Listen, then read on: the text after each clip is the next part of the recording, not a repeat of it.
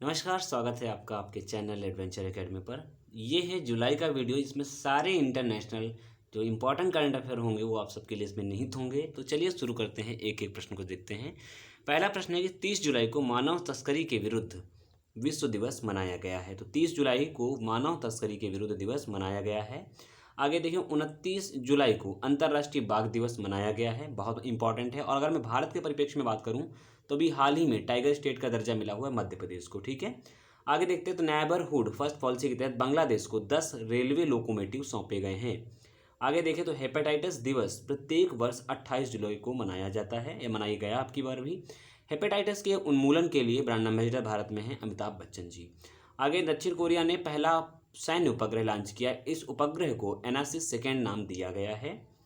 अगला प्रश्न है कि साहिल सेठ को BRICS chamber of commerce and industry यानी कि सीसीआई के संचालन समिति के मानद सलाहकार के रूप में नियुक्त किया गया है। याद रखिएगा, BRICS chamber of commerce and industry के संचालन समिति के मानद सलाहकार बनाया गया है साहिल सेठ को। जापानी सरकार ने हाल ही में डेक्सामेथासोन को कोविड-19 के उपचार के लिए मंजूरी दे दी है। ठीक वैसे ही जैसे कि हाइड्रोक्सीक्लोरोक्विन हमारे भारत में मंजूरी दे दी जाती है, इसी तरीके से अब डेक्सामेथासोन को कोविड-19 के उपचार के लिए जापानी सरकार ने इसको सहमति व्यक्त की है। ठीक है, भारत और मालदीव ने माले में आपातकालीन चिकित्सा सेवाओं को स्थापित करने के लिए समझौता संपन्न किया है।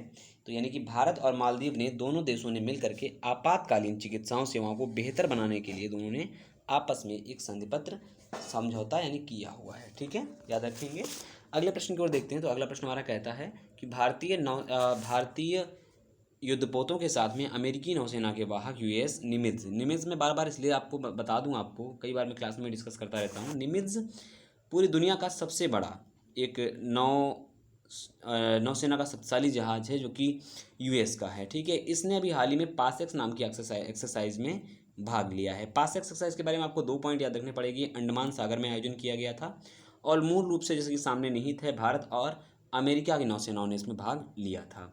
आगे देखते हैं। ब्रिटेन की सेना चीन का मुकाबला करने के लिए अंतर्राष्ट्रीय गठबंधन के एक हिस्से के रूप में प्रशांत में यानी प्रशांत महासागर में HMS क्वीन एलिजाबेथ वाहक को नियुक्त करेगी। तो बड़ा इंपॉर्टेंट प्रश्न रहेगा, आपसे पूछा जा सकता है कि प्रशांत महासागर में चीन से मुकाबला करने के लिए, ठीक है, कौन सा जहाज नियुक्त किया है ब्रिटेन ने। तो ये नाम याद रखिएगा। आगे देखते हैं। अंतर्राष्ट्रीय शतरंज दिवस प्रतिवर्ष 20 जुलाई को मनाया जाता है। भारत को शतरंज का जन्मदाता देश माना जाता है। भारत और इजराइल ने साइबर खतरों से निपटने के लिए अपने सहयोग का विस्तार करने के लिए बात कही है। ये तो एक प्रश्न हो गया। दूसरा प्रश्न आपको बता दूं, उत्तर प्रदेश बुंदेलखंड में पानी की समस्या दूर करने के लिए भी इजराइल के साथ में संबंध से समझौता कर रखा है। ठीक है, आगे देखते हैं। भारत ने अमेरिका, ब्रिटेन, यूएई, जर्मनी और फ्रांस के साथ में एयर बबल निर्माण किया है। एयर बबल क्या होता है? एक सटीक और सुरक्षित जो वायु परिवहन होता है उसको एयर बबल का नाम दिया गया है। तो इसमें कुल 5 देश हैं। हो सकता है आपसे ये पूछ ले कि एयर बबल में कौन सा देश शामिल है या कौन सा नहीं। तो अमेरिका, ब्रिटेन, यूएई, जर्मनी और फ्रांस ये एयर बबल के तहत शामिल हैं। भारत और भूटान ने पश्चिम बंगाल में जैगौन और भूटान के पसाखा के बीच में एक नया ट्रेड रूट विकसित किया है, एक नया विकसित किया है व्यापार मार्ग। तो दोनों स्थानों का नाम याद रखिएगा, जैगौन और पसाखा। प्रतिदिन 140 पर डे 140 कोविड-19 परीक्षण 1 मिलियन पर आवश्यक है। ये WHO ने बात बोली है कि यानी 1 मिलियन पर कम से कम 140 टेस्ट होने ही चाहिए। अगला है 15 जुलाई को विश्व युवा कौशल दिवस मनाया गया है। परियोजना के लिए फंडिंग में विलंब के बाद चाबहार जाहेदान रेल परियोजना के निर्माण से भारत को अलग कर दिया गया है। ये एक परियोजना है, रेल प्रोजेक्ट था जिसके भारत में फंडिंग प्राप्त सही ढंग से नहीं दे पाने के कारण भारत को अलग कर दिया गया और यही टेंडर किसको मिल गया है? चाइना को मिल गया है। तो थोड़ा सा चिंता का विषय है। और एक बात याद रखिएगा, ये ईरान में है। तो ईरान के में भारत ने ऑलरेडी चाबहार पोर्ट विकसित करके रखा हुआ है। नेपाल के प्रधानमंत्री ने भारत पर सांस्कृतिक अतिक्रमण का आरोप लगाते हुए कहा कि भगवान श्री राम के नेपाली होने का दावा किया है। मैं आपसे क्वेश्चन दे रहा हूं, आप लोग पता करके रखिएगा, कमेंट बॉक्स में उत्तर दीजिएगा, प्रयास संभव हो पाए। किस स्थान को श्री राम जी का जन्म स्थान बताया था नेपाली पीएम ने? ठीक है, आगे देखते हैं। अगला प्रश्न क्या कहता है। पोलैंड के वर्तमान राष्ट्रपति एंड्रेज दुडा ने राष्ट्रपति चुनाव दोबारा जीत लिया 2020 का। तो ये मोस्ट इंपॉर्टेंट क्वेश्चन आपके पोलैंड संबंधित हो जाएगी। पोलैंड की राजधानी वर्सोवा है।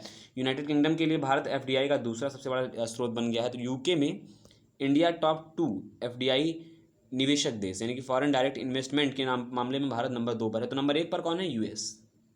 मैं बहुत डिटेल में चर्चा नहीं कर रहा हूँ, फिर भी आप याद रखिएगा। विश्व जनसंख्या दिवस 11 जुलाई को मनाया गया है। ठीक है, आगे देखते हैं। अगर नेपाल कम्युनिस्ट पार्टी ने भारतीय मीडिया पर आरोप लगाया, और देखो आरोप लगाने के बाद जितने भी निजी चैनल थे उनके ऊपर बंद कर दिया है वहाँ नेपाल में। क्यों? क्योंकि उन्होंने माना कि भारतीय निजी चैनल जो हैं वो नेपाल के प्रधानमंत्री की छवि खराब कर रहे हैं। ठीक है, आगे देखें। इस्लामाबाद में हिंदू मंदिर का निर्माण रोक दिया गया है। पाकिस्तान में अल्पसंख्यकों के प्रति घृणा चरम पर रही है। देखो वहाँ पे एक कृष्ण मंदिर बन रहा था और काफ़ी लंबा था, लगभग 1800 प्लस स्क्वायर या किलोमीटर बन रहा था।